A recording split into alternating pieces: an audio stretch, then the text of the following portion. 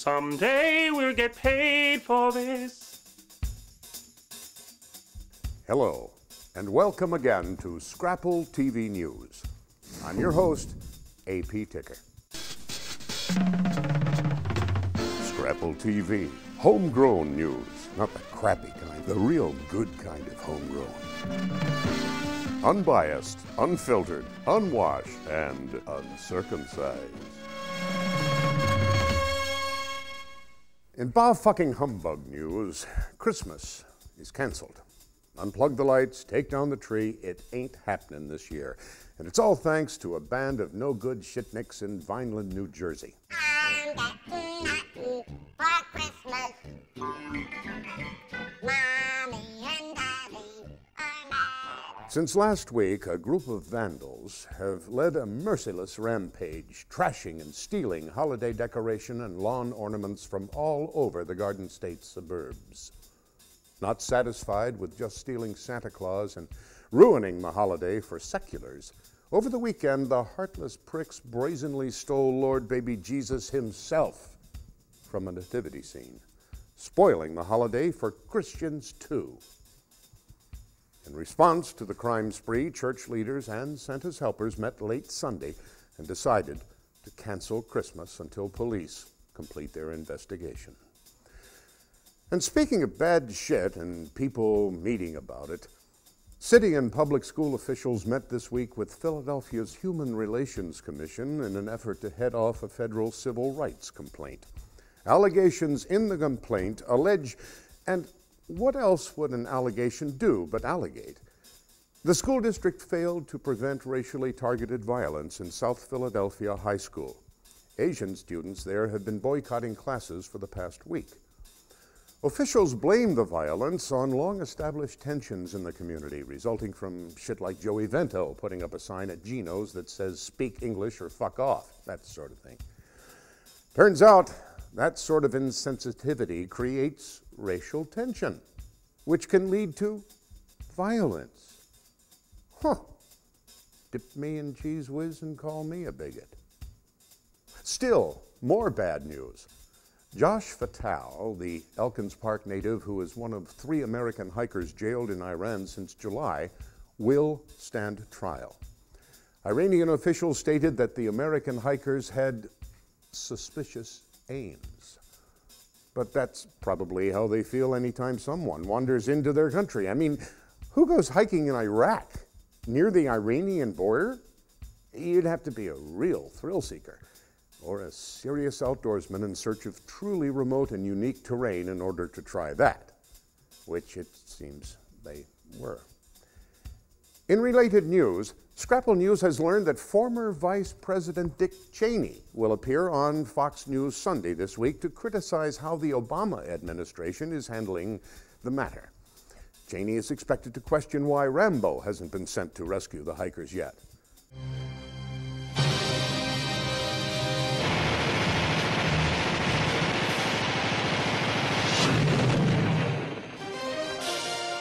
Funny man Jon Stewart has landed himself in a river of shit after taking a cheap shot at the gaping wound of his home state, Camden. In some ways, this is the real Afghanistan. Artillery fire heard a little in the distance. This is the way most, quote, urban Afghans live. This is what it is. Anybody who seeks to cause trouble has most of the high ground, because it stretches seemingly forever. With guest Dan Rather on The Daily Show talking about Afghanistan, the Jersey-born host said, Actually looked a little bit like Camden, New Jersey, quite frankly.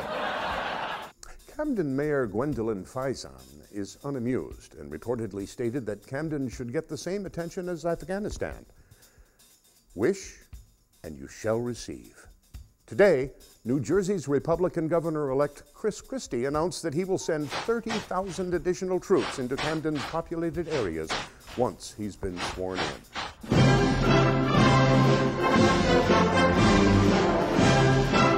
And now, this week in weed.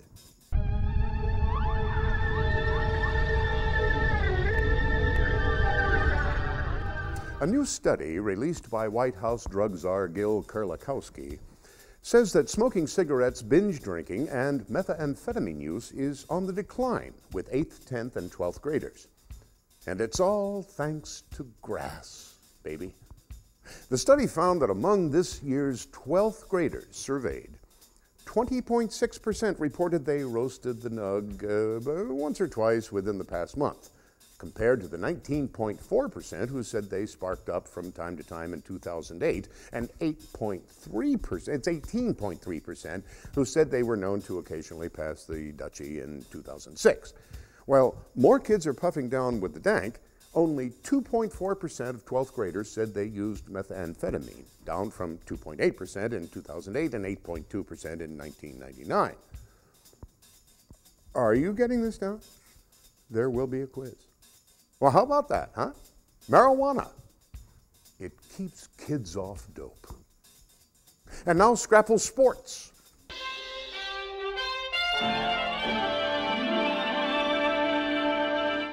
In what is shaping up to be one of the greatest years in Temple sports history, the men's basketball team knocked off number 3 ranked Villanova at the Licoreus Center on Sunday, 75-65. By the time Temple fans bellowed, "Overrated!" and stormed the court, Villanova's perfect record and city dominance were finished. The Owls are now 8-2 and look forward to a January 2nd matchup with highly rated Kansas. And the Temple football team will play its first bowl game since 1979 when they take on the UCLA Bruins at the Eagle Bank Bowl on December 29th. What's next? A national title for the fencing team? And the Eagles improved to 9-4 with a 45-38 win against NFC East rivals the New York Giants on Sunday. The Eagles' defense surrendered over 5,000, make that 500 yards of total offense, but still managed to outlast the Giants at the Meadowlands. Wide receiver Deshaun Jackson tied an NFL record for touchdowns of 50 yards or more in a season when he scored his 7th and 8th of the season. The Birds now sit alone atop the division and are poised for another heartbreaking end to the season. And now it's time for Scrapple News' Piggy of the Week.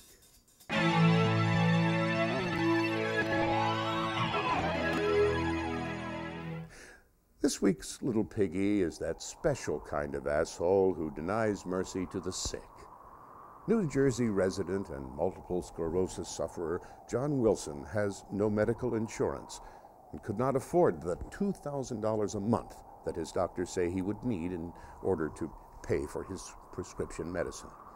To ease his suffering, Mr. Wilson grew marijuana. He was arrested earlier this summer after, in a baffling waste of taxpayer money, a National Guard helicopter spotted 17 pot plants growing on his property. Mr. Wilson faces 20 years in prison just for trying to ease his pain. This week's Piggy ruled that his medical condition and the fact that he had been taking marijuana to treat his condition could not be revealed to the jury during the course of the trial. Mr. Wilson's trial begins this week. Congratulations to Superior Court Judge Robert Reed. You are Scrapple's new Piggy of the Week. Keep at him, Judge. Bust a few more sick people and we'll win this drug war yet. With Scrapple News, I am and will continue to be AP Ticker. Fuck you.